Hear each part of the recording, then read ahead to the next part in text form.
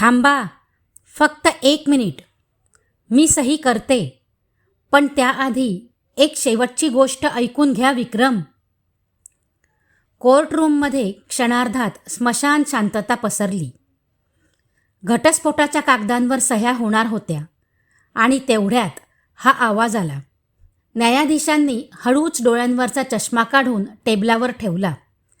त्यांची नजर थेट माझ्या पत्नीकडे, राधिकाकडे खिळली. मीही अवाक झालो. तिचा आवाज मी 6 वर्षात कधीच चढलेला ऐकला नव्हता. जिने माझ्यासमोर कधीच प्रतिवाद केला नव्हता. तीच राधिका आज कोर्टात सर्वांच्या समोर काहीतरी बोलायला उभी राहिली होती. घटस्फोटाच्या शेवटच्या क्षणी ती शांत, साधी राधिका अखेर काय बोलणार होती? माझं नाव विक्रम, वय 34 वर्ष, एक यशस्वी आर्किटेक्ट, पुण्यात स्वतःची मोठी फर्म, आलिशान घर, गाडी आणि समाजात मोठा मान सन्मान. माझ्या आयुष्यात सगळं परफेक्ट होतं असं मला वाटायचं. पण आज मी त्याच कोर्टरूममध्ये उभा होतो, माझ्या पत्नीला घटस्फोट देण्यासाठी. राधिका साधी दिसणारी, ना कोणती मोठी पदवी, ना श्रीमंत पार्श्वभूमी. 6 वर्षांपूर्वी आमचं लग्न झालं होतं, अरेंज मॅरेज. तेव्हा मला वाटलं होतं संसार असाच चालत राहील. पण आज तीच राधिका मला काहीतरी ऐकायला सांगत होती.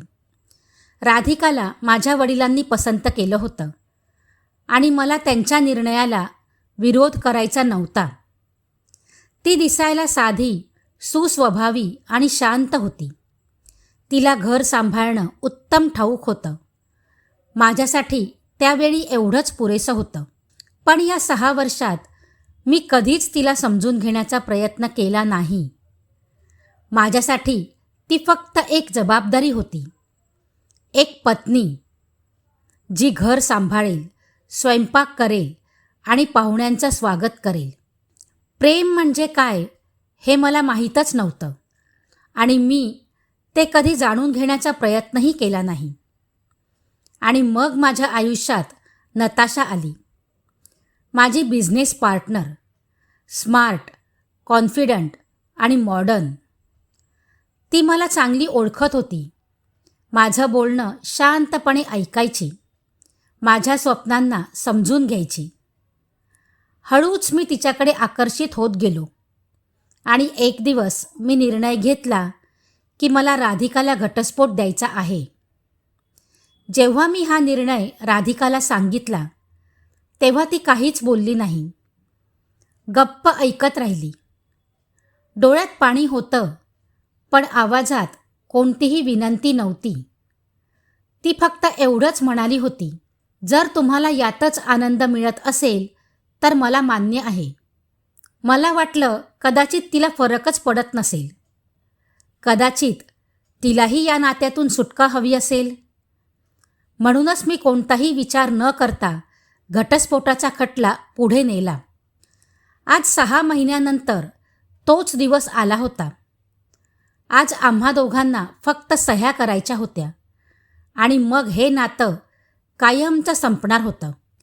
मी तयार होतो. नताशा बाहेर माझी वाट पाहत होती. माझा वकील माझ्या शेजारी उभा होता. सगळं काही नियोजनाप्रमाणे चाललं होतं. पण राधिकाच्या त्या एका वाक्याने सगळं थांबवलं. थांबा, फक्त 1 मिनिट. मी सही करेन, पण त्याआधी एक शेवटची गोष्ट ऐकून घ्या विक्रम. न्यायाधीशांनी विचारलं, मिसेस राधिका, तुम्हाला काय सांगायचं आहे? राधिकाने माझ्याकडे पाहिलं. तिचे डोळे लाल झाले होते, पण त्या डोळ्यात एक विचित्र समाधान होतं, जसं कुणाचं जड ओझं उतरलं असावं. ती म्हणाली, 6 वर्ष विक्रम, 6 वर्ष मी तुमच्यासोबत घालवली. तुम्ही कधीच माझ्यावर प्रेम केलं नाही हे मला माहीत होतं, पण तरीही मी कधी तक्रार केली नाही, कारण मी तुमच्यावर प्रेम करत होते. मला फक्त एवढंच वाटायचं की तुम्ही आनंदी राहावं, तुमची प्रत्येक इच्छा पूर्ण व्हावी. माझं काळीज धडधडू लागलं. मला कळत नव्हतं ती नेमकं काय सांगणार आहे. राधिका पुढे म्हणाली, तुमच्या लक्षात आहे का, लग्नाला 2 वर्ष झाल्यानंतर तुमच्या फर्मवर मोठी कायदेशीर कारवाई झाली होती. तुम्हाला एका रात्रीत 50 लाख रुपयांची गरज होती. तुम्ही मित्रांकडे, बँकेत फेऱ्या मारल्या, पण कोणीच मदतीला आलं नाही. तुम्ही पूर्णपणे कोलमडून गेला होतात. रात्रभर तणावात जागायचात. मला ते दिवस आठवले. हो, तो माझ्या आयुष्यातला सर्वात कठीण काळ होता. माझा व्यवसाय जवळजवळ उद्ध्वस्त झाला होता. मला पैशांची अत्यंत गरज होती, नाहीतर सगळं संपलं असतं. राधिका शांतपणे म्हणाली, त्यावेळी मी तुम्हाला सांगितलं होतं की मी पैशांची व्यवस्था करते, पण तुम्ही माझ्यावर विश्वास ठेवला नाहीत. तुम्ही हेही विचारलं नाही की मी ही व्यवस्था कशी करणार. त्यावेळी मी माझ्या गावी जाते असं सांगून निघाले होते आणि 2 आठवड्यात मी तुम्हाला 50 लाख रुपये दिले होते. मला अचानक आठवलं, हो, राधिकाने मला पैसे दिले होते. त्यावेळी मी तिला विचारलं होतं की एवढे पैसे कुठून आले. ती म्हणाली होती की तिच्या वडिलोपार्जित जमिनीचा हिस्सा विकून ते पैसे आले. मी कोणताही विचार न करता ते पैसे घेतले होते, कारण मला फक्त माझा व्यवसाय वाचवायचा होता. राधिकाच्या आवाजात हलकासा कंप जाणवला. ते पैसे कोणत्याही जमिनीचे नव्हते विक्रम. ते पैसे मी माझी किडनी डोनेट करून मिळवले होते, कारण एका श्रीमंत रुग्णाला त्याची तातडीने गरज होती. एका क्षणात संपूर्ण न्यायालयात दाट शांतता पसरली. माझ्या कानात जणू घंटा वाजू लागल्या. मी स्तब्ध झालो. काय? राधिकाने साडीचा पदर नीट सावरला आणि शांतपणे म्हणाली, हो, मी माझ्या लिव्हरचा भाग दिला, कारण मला तुम्हाला असं कोलमडताना पाहायचं नव्हतं. तुमची स्वप्न माझ्या आरोग्यापेक्षा मोठी होती. मी एवढाच विचार केला की जर माझ्या एका निर्णयामुळे तुमच्या चेहऱ्यावरचं हसू परत येऊ शकत असेल, तर हे बलिदान मी आनंदाने देऊ शकते. माझे पाय थरथरू लागले. घसा कोरडा पडला. मी काहीच बोलू शकत नव्हतो. राधिका पुढे म्हणाली, मी तुम्हाला खोटं सांगितलं होतं की जमीन विकली, कारण मला माहीत होतं की जर सत्य सांगितलं असतं तर तुम्ही ते पैसे कधीच घेतले नसते आणि तुमची वर्षानुवर्षांची मेहनत पाण्यात गेली असती. न्यायाधीशांनी विचारलं, मिसेस राधिका, या गोष्टीचा तुमच्याकडे काही पुरावा आहे का? राधिकाने आपल्या बॅगेतून काही कागदपत्र बाहेर काढली आणि न्यायाधीशांकडे दिली. हे माझे मेडिकल रिपोर्ट्स आहेत. यामध्ये स्पष्ट लिहिलं आहे की 4 वर्षांपूर्वी मी माझ्या लिव्हरचा भाग डोनेट केला होता आणि हे त्या हॉस्पिटलचं कार्ड आहे. न्यायाधीशांनी कागद पाहिले. त्यांचा चेहरा गंभीर झाला. त्यांनी माझ्याकडे पाहिलं, पण मी माझ्या जागी स्तब्ध उभा होतो. माझ्या डोक्यात वादळ उठलं होतं. राधिकाने माझ्यासाठी स्वतःचा जीव धोक्यात टाकला होता आणि मी कधी तिला साधं विचारलं सुद्धा नाही. मला कधीच तिची काळजी वाटली नाही. राधिका म्हणाली, विक्रम, मला तुमच्याकडून कोणतीही सहानुभूती नको आहे, कोणती माफीही नको आहे. मी जे काही केलं ते माझ्या प्रेमापोटी केलं. पण आज जेव्हा तुम्ही मला सोडून जात आहात, तेव्हा मला वाटलं तुम्हाला सत्य माहीत असण्याचा अधिकार आहे. माझ्या डोळ्यातून पाणी वाहू लागलं. मी स्वतःला सावरू शकत नव्हतो. राधिका पुढे म्हणाली, मला तुम्हाला थांबवायचं नाही. जर तुम्हाला नताशासोबत तुमचं आयुष्य घालवायचं असेल तर तुम्ही जाऊ शकता. तुमच्या आनंदातच माझा आनंद आहे. तिने घटस्फोटाच्या कागदांवर सही केली आणि पेन माझ्यासमोर ठेवला. विक्रम, आता तुम्ही करा सही. मी त्या पेनकडे पाहत राहिलो. माझे हात थरथरत होते. माझं मन आतून तुटत होतं. मी त्या व्यक्तीला गमवायला निघालो होतो जिने माझ्यासाठी स्वतःचा जीव पणाला लावला होता. मी पेन हातात घेतला, पण सही करू शकलो नाही. डोळ्यासमोर राधिकाच्या आठवणी फिरू लागल्या. ती रोज सकाळी माझ्यासाठी चहा बनवायची, माझ्या आवडीचं जेवण करायची. मी उशिरा आलो तरी जागी राहून वाट पाहायची. आणि मी तिला काय दिलं? फक्त उपेक्षा. तेवढ्यात माझ्या वकिलाने हलकेच खांद्याला स्पर्श केला. विक्रम सर, सही करा. बाहेर नताशा मॅडम वाट पाहत आहेत. नताशा. मी काचेपलीकडे पाहिलं. ती उभी होती, हसत होती. तिला पूर्ण विश्वास होता की आज मी तिचाच होणार. पण त्याच क्षणी माझी नजर राधिकाकडे गेली. ती शांतपणे तिचं सामान गोळा करत होती. तिच्या चेहऱ्यावर ना तक्रार होती ना राग, फक्त एक रिकामेपण होतं. तेवढ्यात मला आणखी एक गोष्ट आठवली. 3 वर्षांपूर्वी माझे वडील अत्यंत आजारी होते. त्यांच्या एका मोठ्या शस्त्रक्रियेच्या वेळी मी एका आंतरराष्ट्रीय प्रोजेक्टसाठी परदेशात होतो. तेव्हा राधिकाने एकटीने सगळं सांभाळलं होतं. हॉस्पिटलमध्ये रात्रभर जागून तिने बाबांची सेवा केली होती.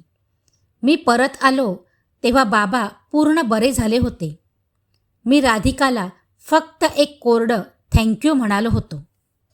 त्या क्षणी मला स्वतःचा तीव्र तिरस्कार वाटू लागला. तेवढ्यात न्यायाधीशांनी विचारलं, मिस्टर विक्रम, तुम्ही सही करणार आहात की नाही? मी पेन कागदाजवळ नेला, पण माझा हात तिथेच थांबला. मी सही करू शकलो नाही. ही चूक मी करू शकत नव्हतो. मी पेन खाली ठेवला आणि राधिकाकडे पाहिलं. तिच्या डोळ्यात आश्चर्य दाटलं होतं. न्यायाधीशही चकित झाले. मी सही करू शकत नाही, मी म्हणालो. माझा वकील घाबरून म्हणाला, सर, तुम्ही काय बोलत आहात? 6 महिन्यांपासून ही केस चालू आहे. मी त्याच्याकडे पाहिलं आणि शांतपणे म्हणालो, मला घटस्फोट नको आहे. राधिकाचे डोळे मोठे झाले. ती म्हणाली, विक्रम, तुम्ही हे काय करत आहात? तुमचं नताशावर प्रेम आहे. तुम्ही तिच्यासोबत सुखी राहाल. मला तुमची सहानुभूती नको आहे. मी खुर्चीवरून उठलो आणि राधिकाजवळ गेलो. माझ्या डोळ्यातलं पाणी थांबत नव्हतं. मी तिचे हात पकडले आणि म्हणालो, राधिका, ही सहानुभूती नाही, ही जाणीव आहे. अशी जाणीव की मी माझ्या आयुष्यातील सर्वात मौल्यवान गोष्ट कधी ओळखलीच नाही. तू माझ्यासाठी स्वतःच्या शरीराचा भाग दिलास आणि मी कधी तुला हेही विचारलं नाही की तू कशी आहेस. राधिकाने आपला हात काढून घेण्याचा प्रयत्न केला. नको विक्रम, असं करू नका. माझ्यावर दया दाखवू नका. मी तिचे हात अधिक घट्ट पकडले. राधिका, हे प्रेम आहे. कदाचित आज मला समजलं आहे की प्रेम नेमकं काय असतं. नताशासोबत जे वाटलं ते फक्त एक आकर्षण होतं, एक भ्रम. खरं प्रेम तर ते आहे जे तू माझ्यासाठी केलंस, काहीही न मागता. न्यायाधीशांनी आमच्याकडे पाहिलं. त्यांच्याही डोळ्यात पाणी आलं होतं. राधिका म्हणाली, पण नताशाचं काय? मी म्हणालो, ते वचनच चुकीचं होतं. मी एक अशी चूक करायला निघालो होतो ज्यामुळे माझं संपूर्ण आयुष्य उद्ध्वस्त झालं असतं. राधिकाच्या डोळ्यातून अश्रू वाहू लागले. मी तिचे अश्रू पुसले. राधिका, मी तुला वचन देतो, आता कधीच नाही. माझं उरलेलं संपूर्ण आयुष्य मी तुझी काळजी घेण्यात घालवेन. न्यायाधीश हसून म्हणाले, मिसेस राधिका, तुम्हाला हा घटस्फोट रद्द करायचा आहे का? राधिकाने माझ्याकडे पाहिलं. तिच्या डोळ्यात शंका होती, पण सोबतच आशाही होती. तिने हळूच मान हलवली. हो सर. न्यायाधीश म्हणाले, तर मग हा खटला इथेच संपवण्यात येतो. तुम्हा दोघांना नव्या आयुष्यासाठी शुभेच्छा. आम्ही कोर्टरूममधून बाहेर आलो. समोरच नताशा उभी होती. तिची नजर माझ्या हातात असलेल्या राधिकाच्या हातावर पडली. तसा तिच्या चेहऱ्यावरचं हसू गायब झालं. विक्रम, हे काय आहे? तू सही केलीस ना? तिने अस्वस्थ होत विचारलं.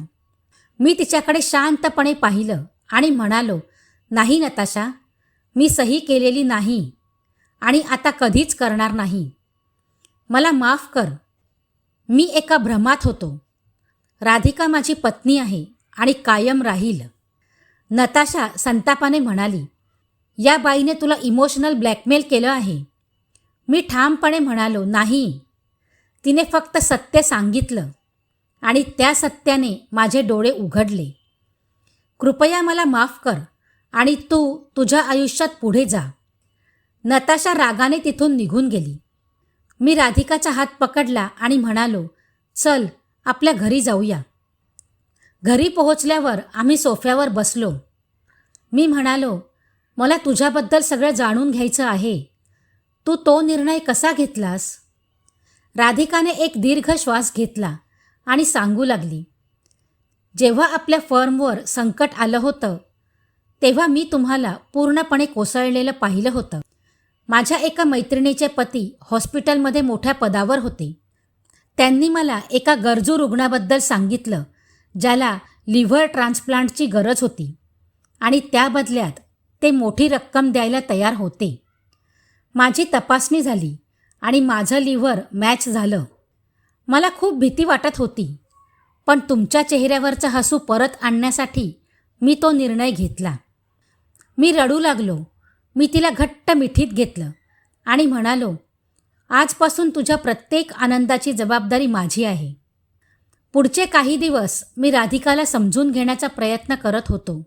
एक दिवस मी तिला विचारलं, राधिका, तुझं असं कोणतं स्वप्न आहे का जे तुला पूर्ण करायचं आहे? ती लाजत म्हणाली, मला लहानपणापासून लेखनाची, कथा लिहिण्याची खूप आवड होती, पण लग्नानंतर कधी वेळच मिळाला नाही. मी पटकन म्हणालो, मग आता सुरुवात कर.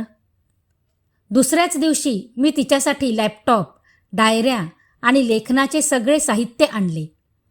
ती लिहू लागली आणि तिच्या चेहऱ्यावरचा तो आनंद पाहून माझं मन भरून आलं. पण काही दिवसातच मला जाणीव झाली की राधिकाची तब्येत ठीक नसते. ती लवकर थकून जायची. मी तिला डॉक्टरांकडे घेऊन गेलो. डॉक्टरांनी तपासणी करून मला बाजूला बोलावलं. मिस्टर विक्रम, शस्त्रक्रियेनंतर राधिकाने स्वतःच्या आरोग्याची काळजी घेतली नाही. तिच्या लिव्हरवर ताण येत आहे. जर आता योग्य आहार आणि विश्रांती मिळाली नाही तर परिस्थिती गंभीर होऊ शकते. माझ्या पायाखालची जमीन सरकली. मी सुन्न झालो. त्या दिवसापासून मी राधिकाची अधिक काळजी घेत होतो. मी स्वतः तिच्यासाठी जेवण बनवू लागलो. वेळेवर औषधं देऊ लागलो. माझं ऑफिसचं काम घरूनच करू लागलो. हळूहळू तिच्या तब्येतीत सुधारणा दिसू लागली. एका संध्याकाळी आम्ही गच्चीवर बसलो होतो. राधिकाने हळूच डोकं माझ्या खांद्यावर ठेवलं आणि म्हणाली, विक्रम, तुम्ही खरंच माझ्यावर प्रेम करता की हे सगळं फक्त अपराधी भावनेमुळे आहे? मी तिचा हात हातात घेतला. राधिका, सुरुवातीला कदाचित तशी अपराधी भावना असेल, पण आता नाही. आता मी तुझ्यावर मनापासून प्रेम करतो. तुझ्याशिवाय मी अपुरा आहे. राधिकाच्या डोळ्यात पाणी तरळलं. काही आठवड्यांनी माझ्या ऑफिसमध्ये एक व्यक्ती आली. ते होते प्रसिद्ध उद्योगपती आनंद वर्धन. ते म्हणाले, विक्रम, मला तुमच्याशी एका खाजगी विषयावर बोलायचं आहे. त्यांनी एक फाईल माझ्यासमोर ठेवली. ते राधिकाच्या शस्त्रक्रियेचे कागदपत्र होते. आनंदजी म्हणाले, 4 वर्षांपूर्वी ज्या रुग्णाला तुमच्या पत्नीने आपल्या लिव्हरचा भाग देऊन वाचवलं होतं, तो दुसरा कोणी नसून माझा एकुलता एक मुलगा होता. आज तो पूर्णपणे बरा आहे आणि त्याचा स्वतःचा संसार आहे. मला हे सत्य नुकतंच कळालं. त्यांनी माझ्यासमोर 1 कोटी रुपयांचा चेक ठेवला. मी तो चेक नम्रपणे नाकारला आणि म्हणालो, आनंदजी, राधिकाने हे पैशांसाठी नाही तर प्रेमासाठी केलं होतं. मला पैशांची गरज नाही. फक्त कधी वेळ मिळाला तर घरी येऊन तिचे आभार माना. दुसऱ्या दिवशी आनंदजी त्यांच्या मुलासह आमच्या घरी आले. त्याने राधिकाचे पाय धरले. राधिकाच्या डोळ्यातून अश्रू वाहू लागले. तिने त्याला उठवलं आणि म्हणाली, बेटा, तू आनंदी राहा, हेच माझ्यासाठी सर्वात मोठं बक्षीस आहे. त्या दिवशी मला समजलं की राधिका फक्त एक चांगली पत्नी नाही, तर एक महान व्यक्ती आहे. पण काही महिन्यांनी नियतीने पुन्हा परीक्षा घेतली. राधिकाची तब्येत अचानक खूप बिघडली.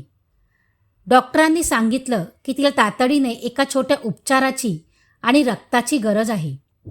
पण तिचा ब्लड ग्रुप अत्यंत दुर्मिळ होता. मी संपूर्ण शहरात शोध घेतला, पण रक्त मिळत नव्हतं.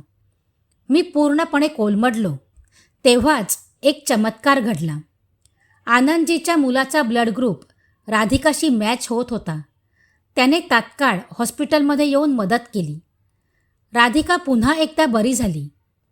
काही वर्षांनंतर मी राधिकाच्या कथांचं एक पुस्तक प्रकाशित करायचं ठरवलं. एका मोठ्या समारंभात तिच्या पुस्तकाचं प्रकाशन झालं. मुख्य पाहुण्यांनी तिच्या लेखनाचं कौतुक केलं. राधिका स्टेजवर उभी होती आणि तिने माईक हातात घेऊन सांगितलं, माझ्या या यशाचं श्रेय माझे पती विक्रम यांना जातं, ज्यांनी मला माझी नवी ओळख दिली. आणि आमच्या आयुष्यातला सर्वात मोठा आनंदाचा क्षण तेव्हा आला जेव्हा राधिकाने मला सांगितलं की ती आई होणार आहे. डॉक्टरांनी सांगितलं होतं की ही प्रेग्नन्सी रिस्की असेल, पण मी तिची सावली बनून काळजी घेतली. 9 महिन्यांच्या कठीण प्रवासानंतर आमच्या घरी एका सुंदर कन्येचा जन्म झाला. आम्ही तिचं नाव ठेवलं काव्या. काव्या हळूहळू मोठी होऊ लागली. ती अगदी तिच्या आईसारखीच दयाळू आणि समजूतदार होती. 5 वर्षानंतर एक दिवस काव्याने राधिकाच्या पोटावरची शस्त्रक्रियेची खूण पाहिली आणि विचारलं, आई, हे काय आहे? राधिका हसून म्हणाली, बाळा, हे देवाचं एक असं निशाण आहे ज्याने मला तुझ्या बाबांच्या आणखी जवळ आणलं. आज जेव्हा मी मागे वळून पाहतो तेव्हा मला जाणीव होते की जर त्या दिवशी मी कोर्टात सही केली असती तर आज मी जिवंत असूनही मृत असल्यासारखा जगलो असतो. राधिकाने मला फक्त प्रेम करायला शिकवलं नाही, तर एक चांगला माणूस बनवलं. रात्री काव्या झोपल्यानंतर मी राधिकाला जवळ घेतलं. तिने विचारलं, काय विचार करताय? मी हसून म्हणालो, काही नाही, फक्त एवढाच विचार करतोय की मी या जगातला सर्वात भाग्यवान माणूस आहे. तिने माझा हात घट्ट पकडला आणि आम्ही दोघेही शांतपणे त्या सुखाच्या क्षणात हरवून गेलो. आता मला आयुष्याकडून काहीही नको होतं, कारण माझं जग माझ्या डोळ्यांसमोर पूर्ण होतं. मित्रांनो, कथा आवडली असेल तर व्हिडिओला लाईक करा, शेअर करा आणि कमेंटही करा. आणि आपल्या चॅनलवर नवीन असाल तर चॅनलला सबस्क्राईब करा. धन्यवाद.